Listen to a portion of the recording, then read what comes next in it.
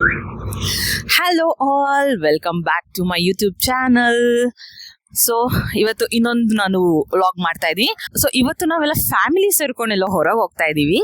ಎಲ್ಲಿ ಅಂತ ಹೇಳಿದ್ರೆ ಎಲ್ಲರೂ ಟೆಂಪಲ್ ಹೋಗ್ತಾ ಇದ್ದೀವಿ. ತುಂಬ ದಿವಸದಿಂದ ಅನ್ಕೊಂಡಿದ್ವಿ ಹೋಗಬೇಕು ಅಂತ. ಸೊ ಇವತ್ತು ಫೈನಲಿ ಅದಕ್ಕೆ ಟೈಮ್ ಬಂದಿದೆ. ತಿರುವಣ್ಣಾಮಲೆಗೆ ಹೋಗ್ತಾ ಇದ್ದೀವಿ ನಾವೆಲ್ಲರೂ. ಅಲ್ಲಿ ಇವಾಗ ಆಲ್ಮೋಸ್ಟ್ ಟೈಮ್ 2 o'clock ಆಗಿದೆ. ನಾವು 12:45 1 o'clock ಹಂಗೇನೋ ಮನೆಯಿಂದ ಹೊರಟಿದ್ದು. ಇಲ್ಲೊಂದು ಬ್ರೇಕ್ ಅಂತ ನಿಲ್ಸಿದ್ವಿ ಕಾಫಿ ಕುಡಿಯೋಕ್ಕೆ ಅಂತ. ಯೂಶಲಿ ಮನೆ ಹತ್ರನೇ ಮಾಡಬೇಕಿತ್ತು ವಿಡಿಯೋ. ಸೊ ಸ್ವಲ್ಪ ಅರ್ಜೆಂಟಲ್ಲಿ ಇದ್ದಿದ್ದರಿಂದ ಎಲ್ಲರೂ ಕ್ವಿಕ್ಕಾಗಿ ಹೊರಡೋಣ ಅಂತ ಹೇಳಿ ಅಲ್ಲಿ ವಿಡಿಯೋ ಮಾಡ್ಕೊಳಕ್ಕೆ ಆಗಿಲ್ಲ. ಈಗ ಹೊರಟಿದ್ದೀವಿ, ಒಂದು ಕಾಫಿ ಬ್ರೇಕ್ ಅಂತ ನಿಂತಿದ್ದೀವಿ. ಸೊ ಇಲ್ಲಿಂದ ನಂದು ವಿಡಿಯೋ ಕೂಡ ಸ್ಟಾರ್ಟ್ ಆಗುತ್ತೆ. ನಾನು ಹಿಂಗೆ ಅಪ್ಡೇಟ್ ಕೊಡ್ತಾ ಇರ್ತೀನಿ, ಎಲ್ಲೆಲ್ಲಿ ಹೋಗ್ತೀವಿ, ಏನೇನು ಮಾಡ್ತೀವಿ ಅಂತ ನಿಮ್ಗೆಲ್ಲಾನು ಅಪ್ಡೇಟ್ ಸಿಗುತ್ತೆ. ಅಲ್ಲಿ ತನಕ ಬಾಯ್ ಬಾಯ್. ಸೊ ಇಲ್ಲಿ ನಾವು ಯಾರ್ಯಾರು ಹೋಗ್ತಿದ್ದೀವಿ ಅಂತ ನಾನು ನಿಮಗೆ ತಿಳಿಸ್ಕೊಡ್ತೀನಿ. ನಾನು, ನೋಕು ಮತ್ತೆ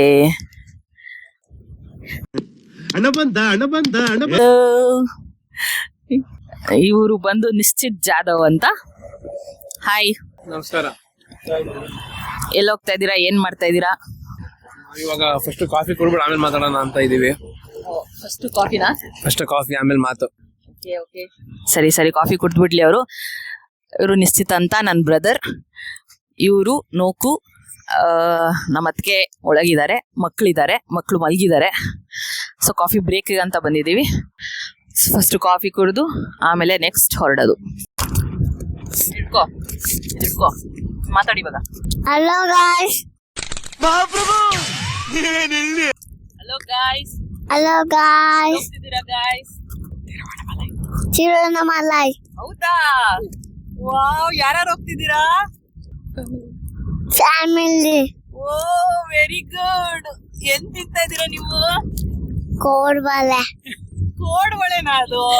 ಕಳ್ಳ, ಏನದು? ಚಕ್ಲಿ. ಚಕ್ಲಿ. ಓಕೆ ಬಾಯ್ ಗಾಯ್ಸ್ ಹೇಳು. Bye guys.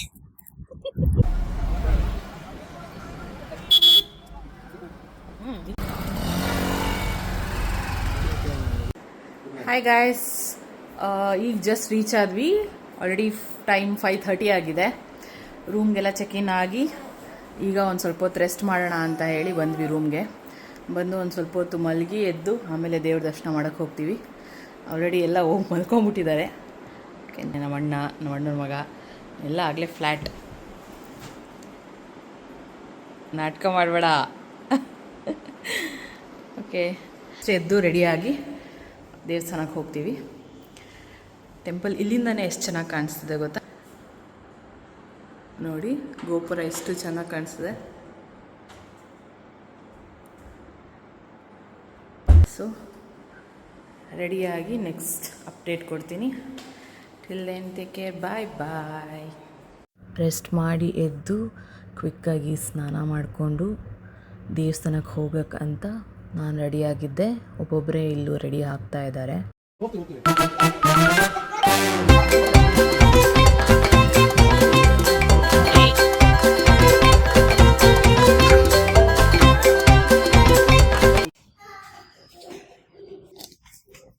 ನಾವೆಲ್ಲರೂ ಹೊರಡಕ್ಕೆ ಇಲ್ಲಿ ರೆಡಿ ಆಗ್ತಿದ್ರೆ ಇವ್ರು ಮಾತ್ರ ಇಲ್ಲಿ ಸ್ಪೆಷಲ್ ಆಗಿ ಏನ್ ಮಾಡ್ಕೋತಾ ಇದ್ದೀರಾ?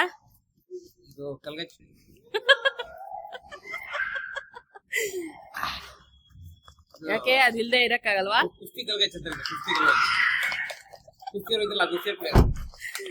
ನೀವು ಕುಸ್ತಿ ಮಾಡೋರಾ?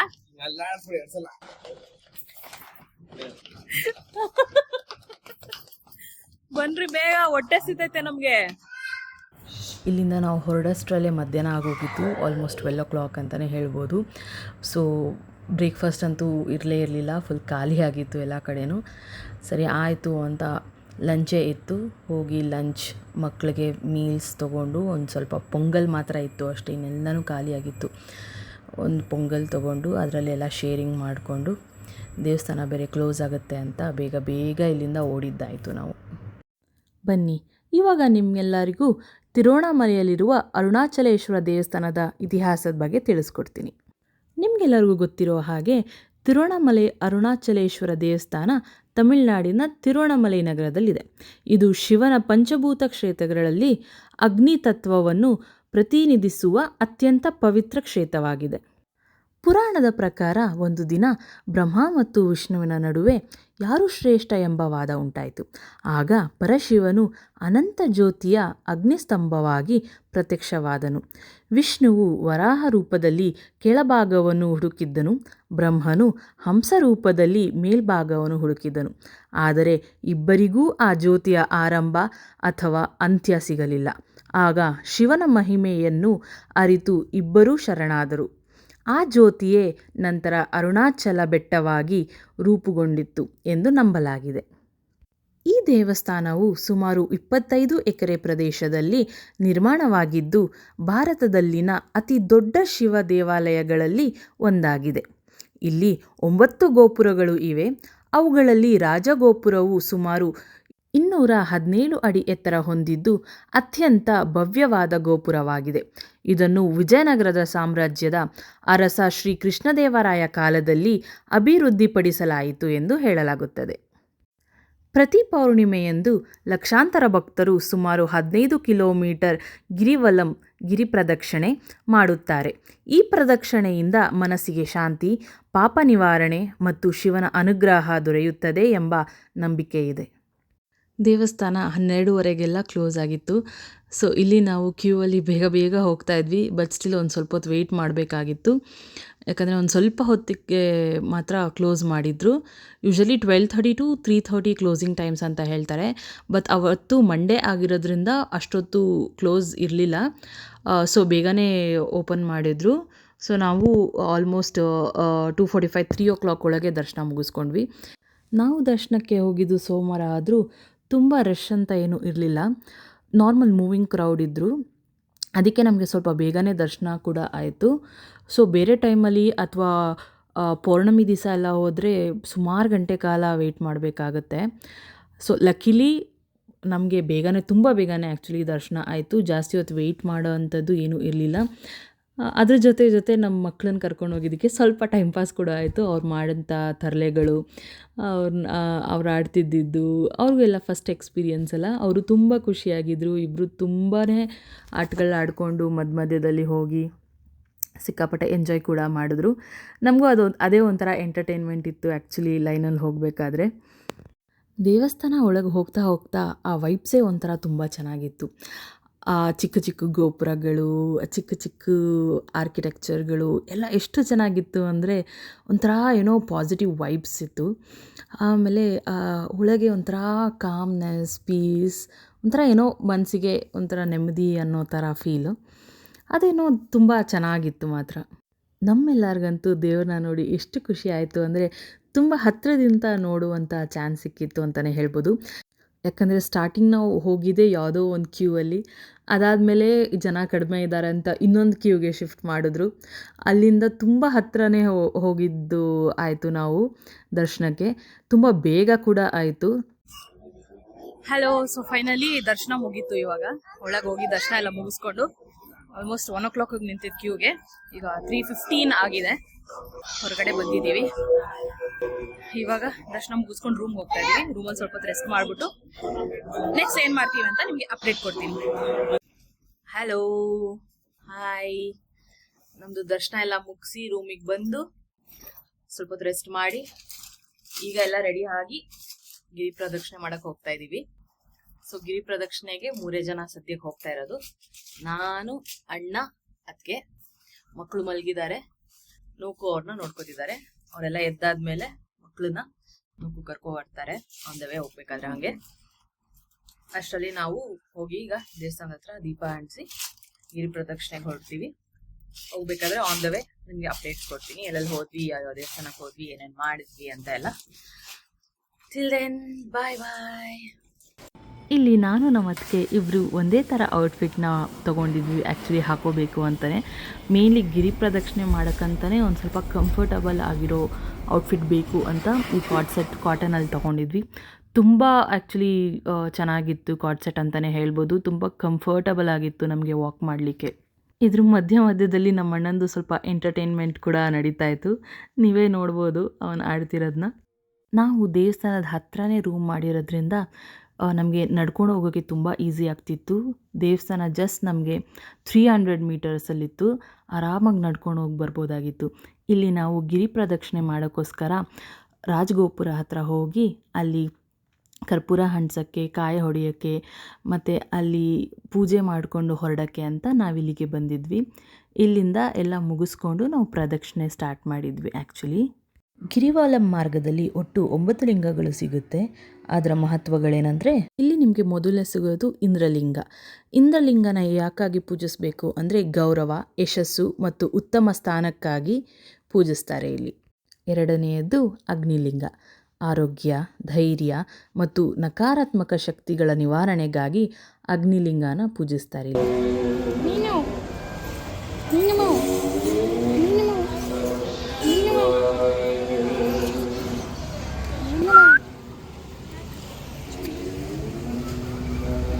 ಮೂರನೇದ್ದು ಯಮಲಿಂಗ. ದೀರ್ಘಾಯಸ್ಸು, ಉತ್ತಮ ಆರೋಗ್ಯ ಮತ್ತು ಭಯ ನಿವಾರಣೆಗೆ ಯಮಲಿಂಗಕ್ಕೆ ಪೂಜಿಸ್ತಾರೆ ಇಲ್ಲಿ.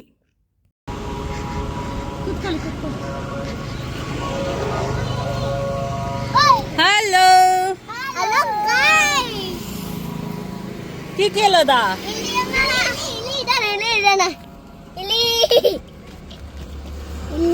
ನೋಡಿ ಇಲ್ಲಿ. Okay bye. ಇಲ್ಲಿ ನಾವು 3 ಜನ ಗಿರಿ ಪ್ರದಕ್ಷಿಣೆನ ಕಾಲ್ನಡಿಗೆಯಲ್ಲಿ ಮಾಡ್ತಾಯಿದ್ರೆ ನೋಕು ಮತ್ತು ಮಕ್ಕಳು ಕಾರಲ್ಲಿ ಗಿರಿ ಪ್ರದಕ್ಷಿಣೆ ಮಾಡ್ತಾಯಿದ್ರು. ಅವ್ರಿಗೆ ತುಂಬ ದೂರ ನಡೆಯೋಕ್ಕಾಗಲ್ಲ ಅಂತ ನಾವು ಈ ಪ್ಲ್ಯಾನ್ ಮಾಡ್ಕೊಂಡ್ವಿ. ಅರುಣಾಚಲಮಿಗೆ ಬಂದು ದೇವರ ದರ್ಶನ ಮಾಡಿ ಗಿರಿ ಪ್ರದಕ್ಷಿಣೆ ಮಾಡಿ ಮುಗಿಸ್ಬೇಕು ಅಂದರೆ ದೇವರ ಇಚ್ಛೆ ಇರಬೇಕು, ದೇವರ ಆಜ್ಞೆ ಇರಬೇಕು.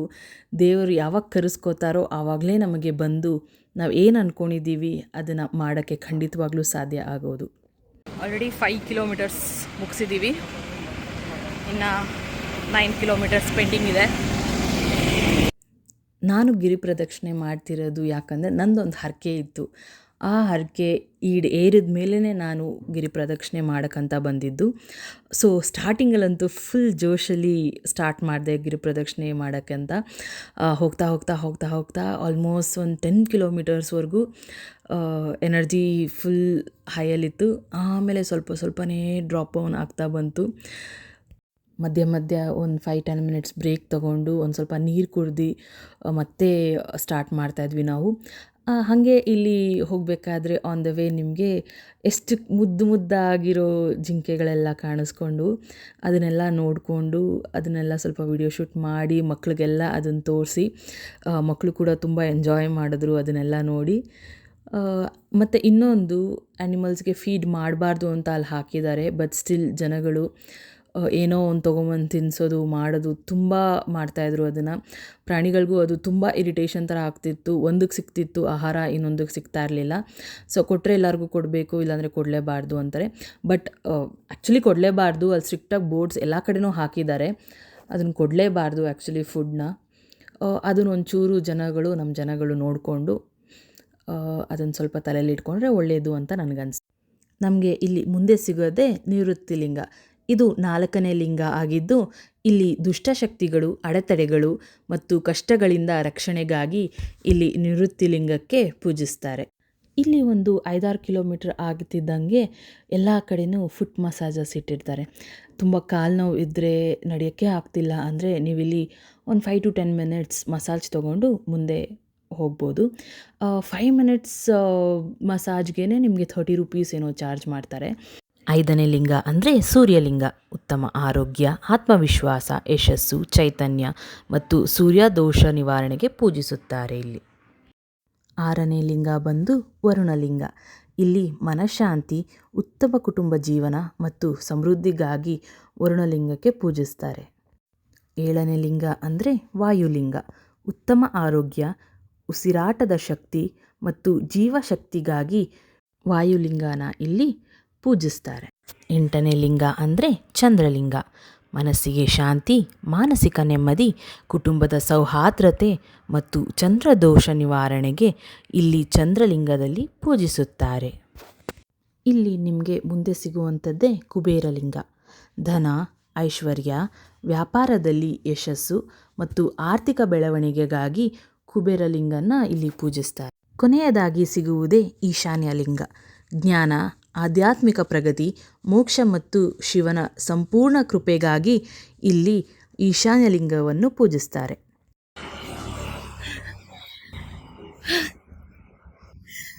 ಲಾಸ್ಟ್ 1 ಕಿಲೋಮೀಟರ್ ಇದೆ. ಲಾಸ್ಟ್ 1 ಕಿಲೋಮೀಟರ್ಗೆ ಫುಲ್ ಸರ್ಕಸ್. ಎಂತ ಸರ್ಕಸ್ ಅಂದ್ರೆ ಕಾಲ್ಗಳೆಲ್ಲ ಬಿದ್ದೋಗಿದೆ, ನಡಿಯಕ್ಕೂ ಆಗ್ತಿಲ್ಲ. ಓಂ ನಮಃ ಶಿವಾಯ, ಓಂ ನಮಃ ಶಿವಾಯ ಅನ್ಕೊಂಡು ಹೋಗ್ತಾ ಇದ್ದಾರೆ. ಕಾಲೆಲ್ಲ ಗಾಯ ಅಂತ ಹೋಗ್ತಾ ಇದೀವಿ. ಬಟ್ ಏನೋ ಒಂಥರ ತುಂಬಾ ಹಿಂದೆ ಸ್ಟಾಪ್ ಮಾಡ್ಬೇಕಂತ ಫೀಲ್ ಆಯ್ತು. ಹೌದು, ಬಟ್ ಏನೋ ಒಂಥರ ಡಿವೈನ್ ಎನರ್ಜಿ ನಮ್ಗೆ ಎಲ್ಲಿಂದನೋ ನಮ್ಗೆ ಗೊತ್ತಾಗ್ದೆ ಕಾಲ್ ನಾವು ನಡ್ಕೊಂಡು ಕರ್ಕೊಂಡು ಹೋಗ್ತಾ ಇದ್ದೇನೆ. ಎಕ್ಸಾಕ್ಟ್ಲಿ ಇಲ್ಲಿದ್ ಎಫೆಕ್ಟ್ ಅದು. ಹೌದು, 100% ಯಾರು ನೀವು ಯಾವತ್ತೂ ಮಾಡಿಲ್ಲ, ನಮ್ ತರ ಇದು ಫಸ್ಟ್ ಟೈಮ್ ಇದ್ರೆ ಖಂಡಿತ ಎಲ್ಲರೂ ಬಂದು ಒಂದ್ಸಲ ಮಾಡಿ ಪಾಪ ಕರ್ಮಗಳನ್ನ ತೊಳ್ಕೊಳ್ಳಿ, ಪುಣ್ಯವನ್ನು ಒಂದೊಂದು ಲಿಂಗದಲ್ಲಿ ಒಂದೊಂದು ಅರ್ಥ ಇದೆ, ಅದೆಲ್ಲಾನು ತಿಳ್ಕೊಳ್ಳಿ.